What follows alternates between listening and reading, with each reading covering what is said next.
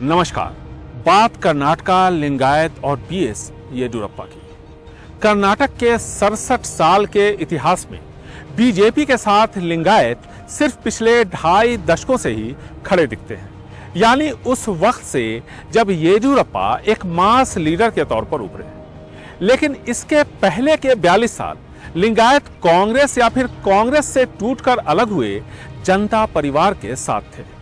42 सालों का लिंगायतों का साथ किस तरह कांग्रेस और जनता परिवार से छूटा और येदियुरप्पा की तरफ खींचा, इन सब पर हम चर्चा करेंगे। सबसे पहले आपको बता दें कि लिंगायतों की आबादी कर्नाटक में तकरीबन 18% है। इनकी 102 उपजातियां हैं, जिनमें से 16 उपजातियों को ओबीसी का दर्जा दिया गया है। येदियुरप्पा गनिगा उपजाति से है, जिन्हें उत्तर भारत में तेली कहते हैं। 1956 में राज्य का दर्जा मैसूर स्टेट के तौर पर मिलने के बाद इस राज्य के पहले मुख्यमंत्री बने एस निजलिंगप्पा। वो लिंगायत थे और मुख्यमंत्री के तौर पर 2 बार उन्होंने शपथ ली। इंदिरा गांधी से मतभेद के बाद उन्होंने सक्रिय राजनीति से खुद को दूर कर दिया, लेकिन यह कह दिया कि मेरी 2 आंखें हैं, रामकृष्ण हेगड़े और वीरेंद्र पाटिल। रामकृष्ण हेगड़े कांग्रेस से अलग होकर जनता परिवार में शामिल हो गए। चूंकि निजलिंगप्पा ने उन पर भरोसा जताया था, तो लिंगायत रामकृष्ण हेगड़े के साथ आ खड़े हुए। इसके बावजूद कि हेगड़े ब्राह्मण थे, हेगड़े राज्य के मुख्यमंत्री बने। हेगड़े के बाद एसआर बोम्मई और फिर कांग्रेस नेता वीरेंद्र पाटिल के साथ लिंगायत खड़े हुए। ये दोनों अलग अलग पार्टियों के थे, लेकिन लिंगायत थे। राजीव गांधी को वीरेंद्र पाटिल की कार्यशैली पसंद नहीं आई और बेंगलुरु एयरपोर्ट पर ही उन्होंने वीरेंद्र पाटिल को मुख्यमंत्री पद से हटाने की घोषणा कर दी। यह घटना 1990 की है। लिंगायतों ने इसे अपना अपमान बताया और इसके साथ ही लिंगायतों का कांग्रेस से मोह भंग हो गया।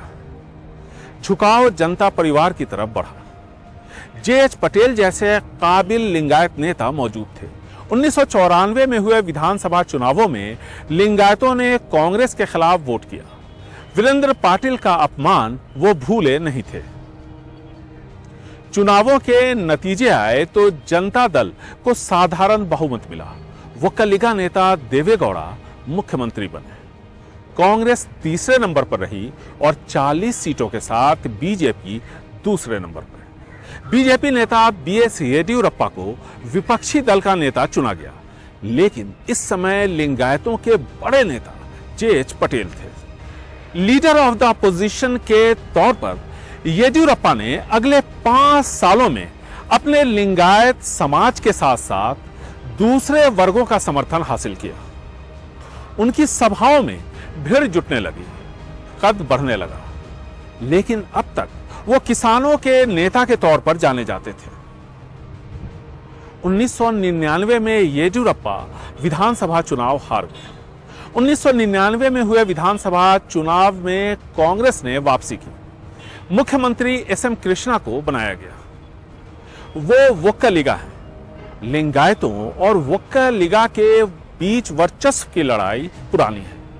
जेडीएस सुप्रीमो देवेगौड़ा पहले से ही वक्कलिगा को नेतृत्व दे रहे थे।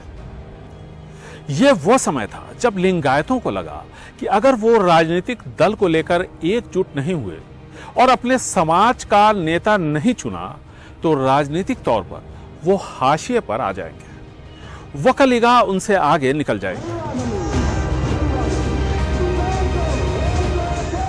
वर्ष 2001 जेएच पटेल जैसे कद्दावर लिंगायत नेता का निधन हो चुका था।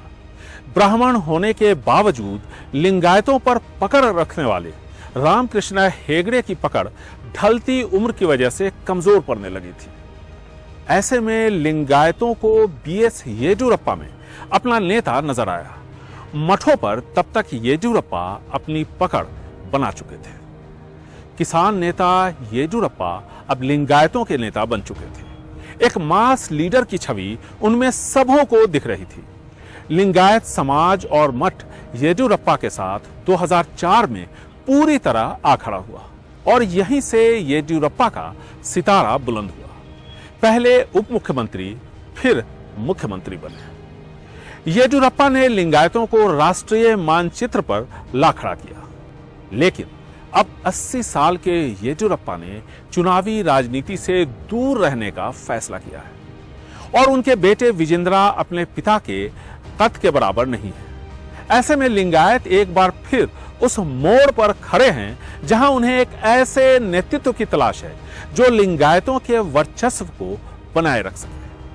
कांग्रेस को लगता है कि लिंगायतों के खोए भरोसे को जीतने का यह एक अच्छा मौका है। एमबी पाटिल जैसा लिंगायत नेता उनके साथ है, जिस पर बीजेपी भी कभी नजर गड़ाई थी।